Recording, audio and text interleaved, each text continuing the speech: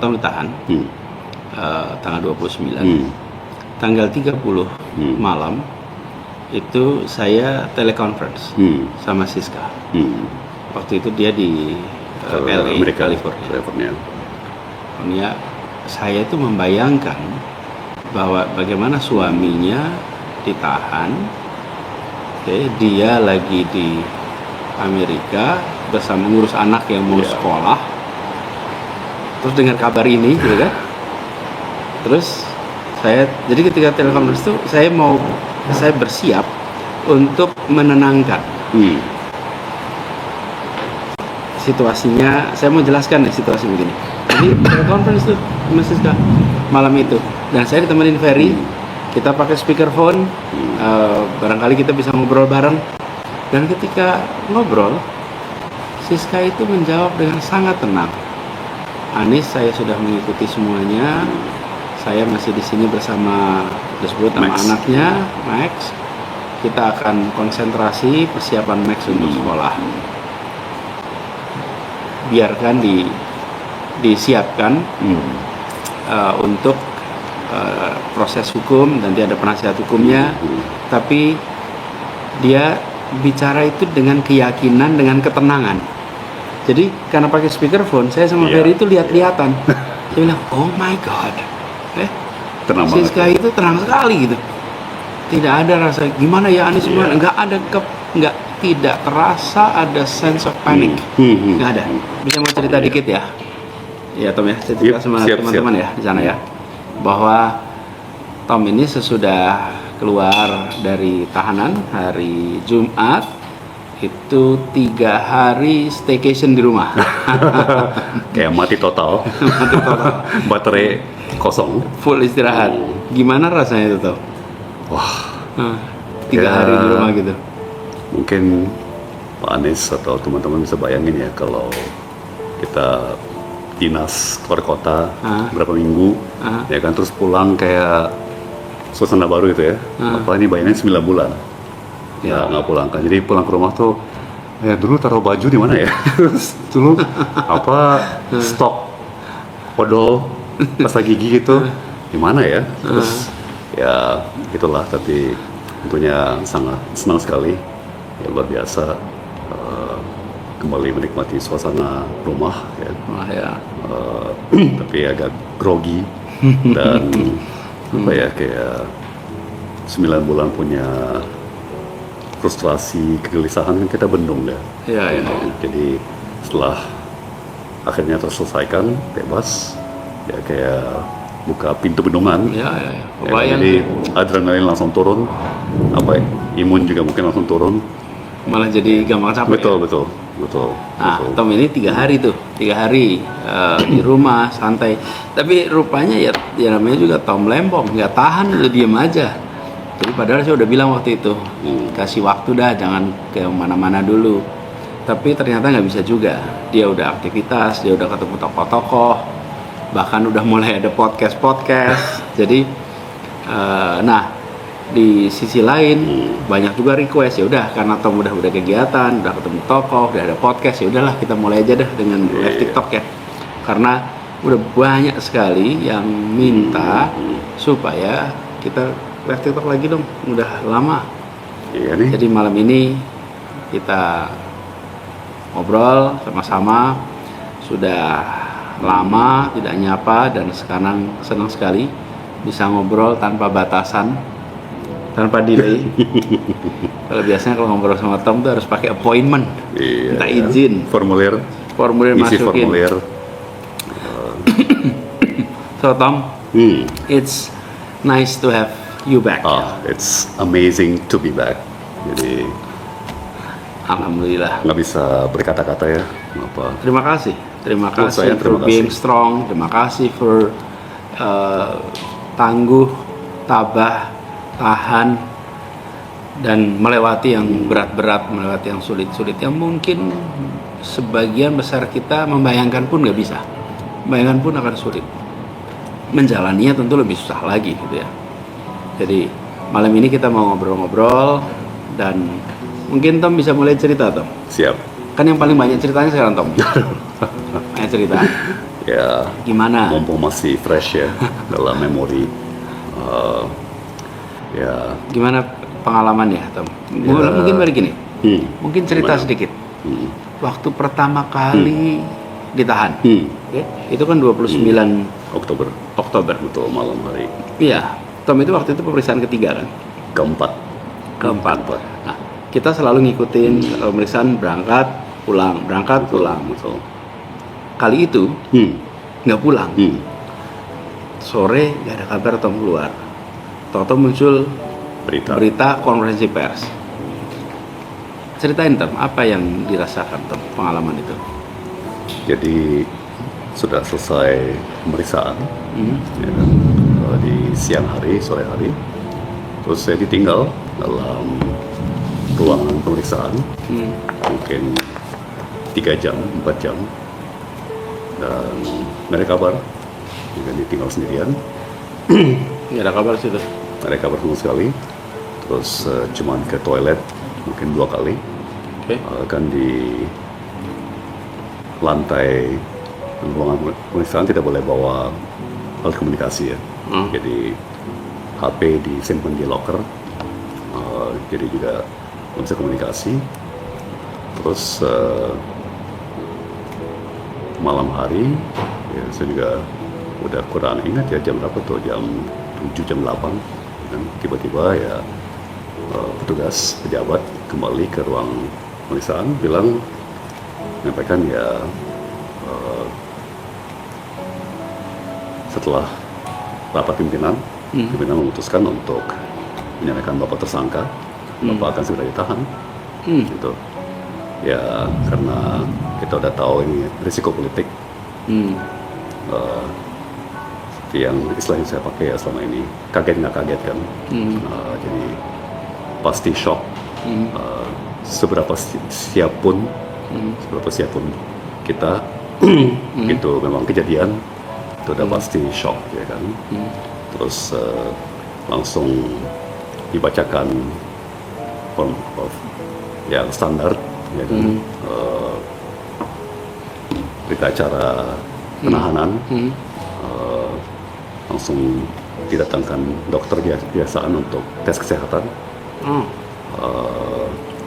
Dan kemudian juga disodorkan penasihat hukum dari Kejaksaan.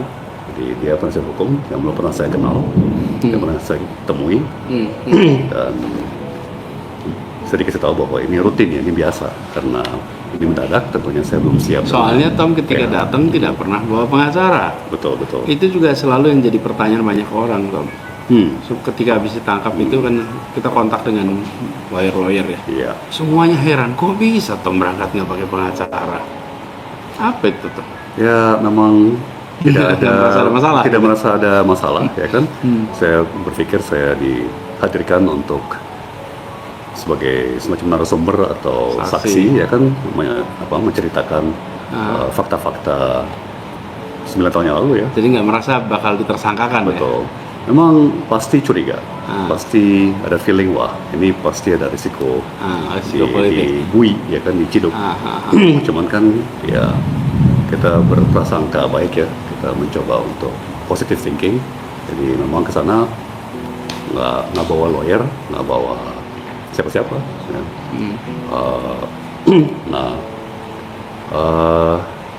Ya prosedur udah selesai dengan formulir segala macam, ya dikenakan rompi merah jambu yang rompi pink dan borgol ya kan?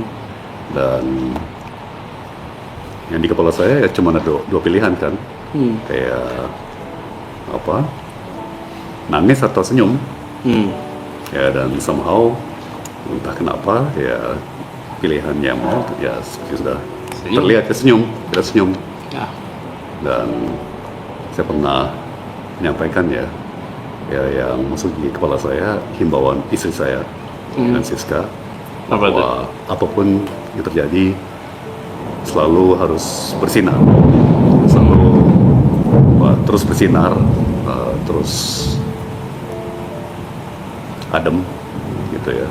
Jadi ya saya tahu bahwa dalam perkara lain mungkin begitu tersangka senyum bisa memicu reaksi negatif dari publik ya. Tapi sekali lagi entah kenapa itu yang menjadi pilihan ya, yang masuk di kepala saya. Dan malam itu juga diantarkan ke rumah tahanan di Kejaksaan Negeri Jakarta Selatan. Itu sarana tahanan yang agak kecil ya. Tempatnya gimana tuh? Di TB Simatupang di selatan, dan hanya satu koridor, 8 kamar, kapasitas total 14 orang, yang tergolong rumah tahanan yang cukup kecil ya. Beda sekali dengan lapas Cipinang, mana saya menghabiskan minggu terakhir ya. Saya dalam tahanan itu lapas dengan 4.000 tahanan, ya kan? Ya, beda sekali ya, beda sekali rasanya. Sangat berbeda sekali. Nah, kalau suasananya gimana Tom? Pas lagi mulai proses, kapan mulai merasa apa ya? Kalau dibilang nyaman, tentu nggak nyaman gitu ya. Mana ada ditahan itu nyaman gitu. Tapi apa terbiasa ya barangkali Tom? Sudah masuk itu gimana? Jadi yang sudah pasti terjadi malam pertama itu sangat-sangat tidak nyaman. Nggak bisa tidur. Saya nggak pernah punya gejala lambung atau mah ya, tapi tiba-tiba asam lambung. Ya, jadi meskipun saya mungkin terlihat tenang atau tegar bagaimana, mungkin secara psikologis ya di dalam ya subconscious itu pasti ada gejolak emosional ya. Meskipun kita sejauh mungkin mencoba mengendalikan emosi. Kebayang sih. Gejolak itu pasti ada. Biasanya sih kelihatannya butuh seminggu ya untuk emosi, psikologi kita kembali tenang ya, bisa menyerap dan memproses semua yang terjadi, lingkungan yang baru ya. Tentunya kebanyakan dari kita yang diciduk ya masuk BUI itu untuk pertama kalinya, jadi lingkungan yang baru tidak pernah kebayang. Kebetulan rutan pas yang di sana begitu masuk udah pada kenal belum waktu itu? Sama sekali nggak ada yang kenal ya kan. Jadi saling perkenalan dengan sama tahanan yang juga latar belakangnya sangat beragam, berbagai lapisan masyarakat, berbagai latar belakang, ya, berbagai etnis, agama. Jadi saya suka bilang itu seperti cerminan masyarakat kita ya. Jadi dari berbagai lapisan, berbagai suku dan berbagai usia juga, ya, multi generasi. Tapi dalam setiap rutan atau lapas itu ada tradisi-tradisi tersendiri ya, jadi itu seperti estafet karena kan ada yang datang dan pergi persis ya, jadi ada semacam estafet ya.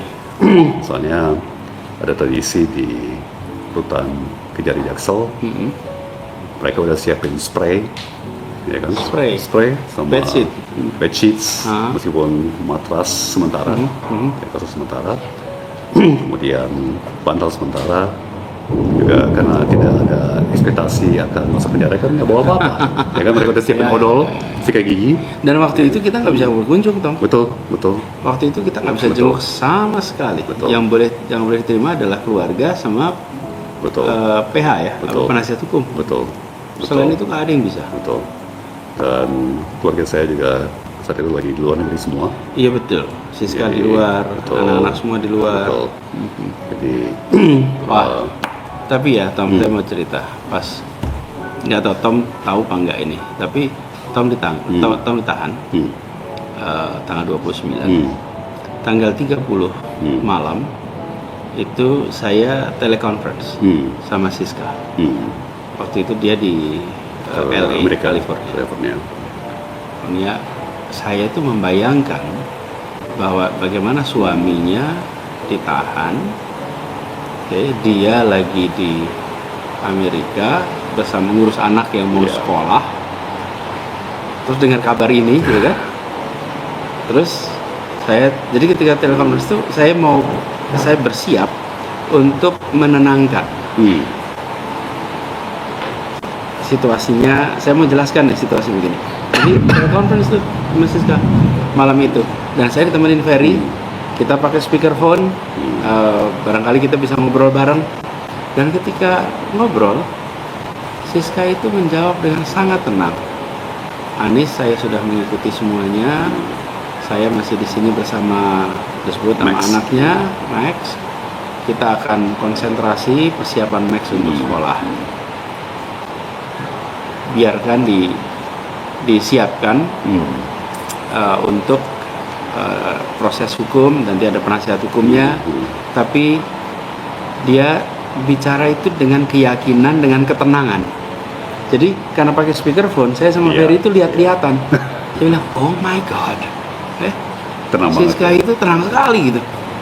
Tidak ada rasa gimana ya Anies, gimana, tidak terasa ada sense of panic, nggak ada.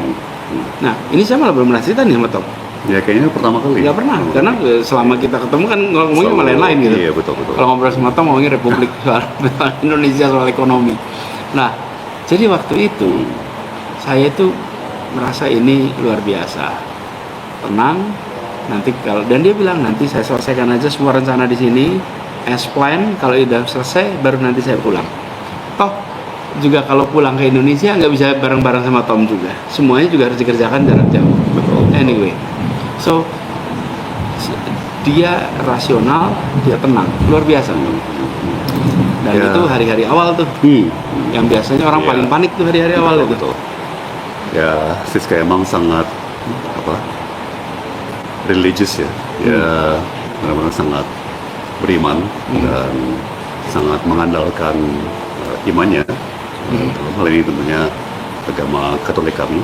Ya, dan di usia kami semakin ke sana ya, semakin ke arah rohani, jadi udah sepenuhnya mempercayakan ya kan. Dan seperti saya pernah share ya, Siska yang ngajarin saya, semua itu pasti rencana Tuhan, rencana Tuhan itu selalu sempurna. Jadi luar biasa.